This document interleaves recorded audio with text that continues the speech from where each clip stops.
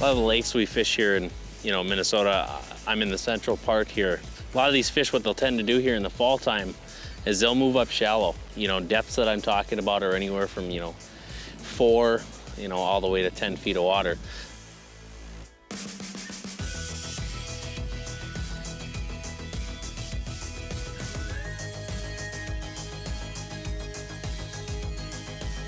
Sitting on the shallow flat, throwing that new Salmo square bill, that number 5, and we're catching some bass.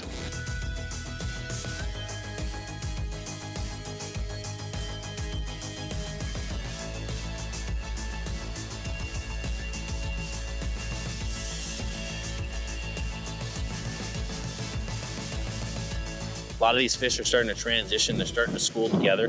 They're getting up to make one big feed before they start to push off into that deep water.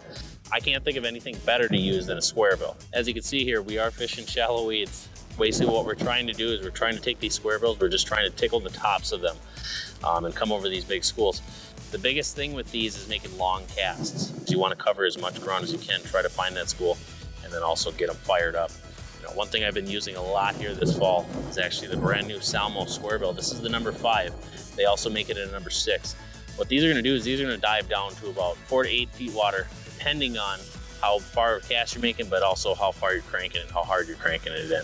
I like to make a nice, slow, steady crank because the biggest thing I wanna do is I just wanna tickle the tops of the weeds.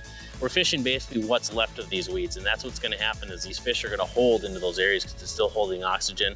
It's bringing the bait fish in, and everything is coming together into one. And when you can find those schools, I mean, it's one heck of a ride.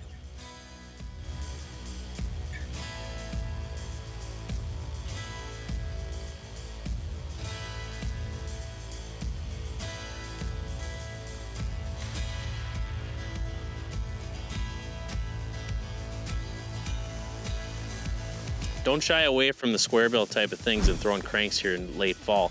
Get up into those shallow weeds, go and pick you up a couple of these Salmo number 5s, go out there and catch some fish.